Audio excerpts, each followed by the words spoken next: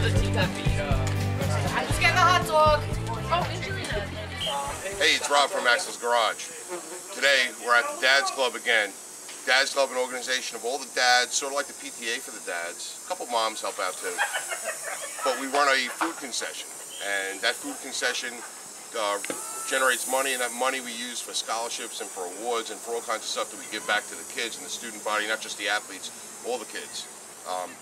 So it's something that we really get involved in, and we kind of wrap ourselves around, and we run this concession every day at 3 o'clock when school lets out. If there's any afternoon games on Saturdays, for all the games that happen on Saturday. No matter what sport it is, we still open up as long as the weather's good for us to do so. Today, we're going to do fried Oreos, and something that I like to do, is, aside from wrenching on the cars after I get my hands clean, is to cook. Some of the things we do is barbecue food, grill food, and our big hit this year so far is fried Oreos. So we're going to show you today, instead of how to fix something on a car, how to cook something and add a couple pounds, fried Oreos. All right, fried Oreos, real simple. Bowl and a whisk. Here's some batter that I already made. I use any kind of buttermilk pancake mix. Don't skimp on the pancake mix. A lot of people just buy the real cheap stuff that it's just add water. You don't want to skimp on it because this is what makes it taste really good. Your ratios really don't have to be crazy. It's a cup of 3/4 of a cup of mix and a cup of milk and an egg and some oil. I skip the oil because we're going to deep fry everything. So what I do is I just throw the pancake mix in. It's about 3/4 of a cup that I threw in. 1 egg. And then what I'll do is I'll pour half this cup of milk in. A little bit more than half.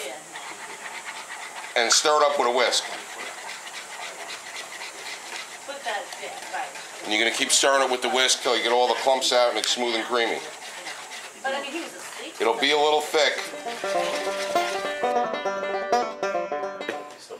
Okay, it's all whisked up, nice and smooth. You want it to be a little bit runnier consistency than pancake batter. So what you would normally make pancakes with is a little thicker. You want this to just be a little bit thinner, and you get it thinner just by adding a little bit of milk at a time. If it gets too thin, you can add a little more pancake batter to thicken it up. But you want it on the thin side. If you make it too thick, then what happens is when you drop it in the fryer after you coat the Oreo, it's just too much batter on it, and it gets real big, and it's kind of too thick, and it tends to get a little greasy. So what you want to do is have that thin batter. So now, once this batter is the right consistency, and it's just thin pancake batter. There's really no other way to describe it, just a little thinner. Oreos, we prep them by putting them in the freezer overnight, and that's how we keep them here. So I just took the Oreos out of the freezer. We got the fryer hot.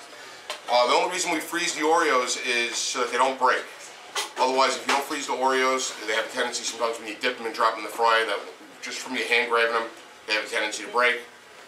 That's why you freeze them. It's really got nothing to do with the Oreo melting on you in the fryer. They don't melt. We have our frozen Oreos and our thinly made buttermilk pancake batter. Just an Oreo with clean hands. Just toss it into the batter so it gets a nice thin coating like this. I usually just give it a little knock on the side to knock off the excess and drop it in hot oil.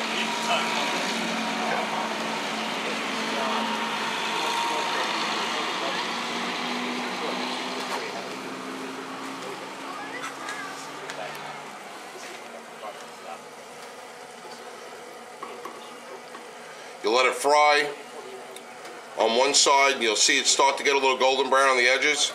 And when you see it like that, just give it a flip.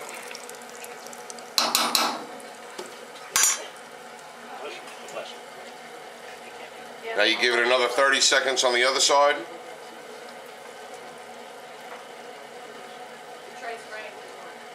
When we give the fried Oreos out here, we give them out 4 at a time.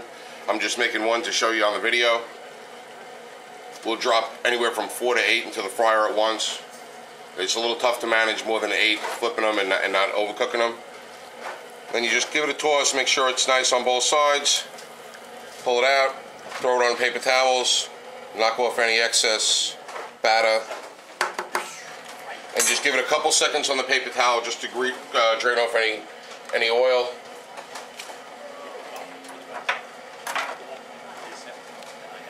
we grab them gently. They are soft, so we grab them gently. We plate them. And then we'll come over here, and I will use powdered sugar. They call it confectioner's sugar. They call it confectionery sugar. Whatever you want to call it, it's all the same stuff. Depending on where you live, you call it something different, but it actually says confectioner's on the box. Plain powdered sugar. You can either put it in a shaker or just sprinkle it on with a salt, and we'll sprinkle it on like that. And there's your fried Oreo. That's our fried Oreo. Real simple, real easy. A lot of people think it's complicated. It's really a very easy thing to do, especially if you have a fryer going. If you're doing it at home, you could do it in one of those small fry daddies. You could do it in a pot of oil on the stovetop. Just make sure your oil's hot enough when you drop it in. It should be at least 350 degrees. But you have your sugar, you have your batter, and then you have your nice, gooey, hot Oreo inside. They're really good. They fill you up really fast, so you can only eat a couple of them. We're selling them like crazy. Seems like the girls are really going for these. I can't figure that out, because then in a couple of years, they're all high school age girls. In a couple of years, they'll be complaining, my butt's too big, because they ate fried Oreos every day at the school. That's it for Axel's Garage today. It was all about recipes. See you next time.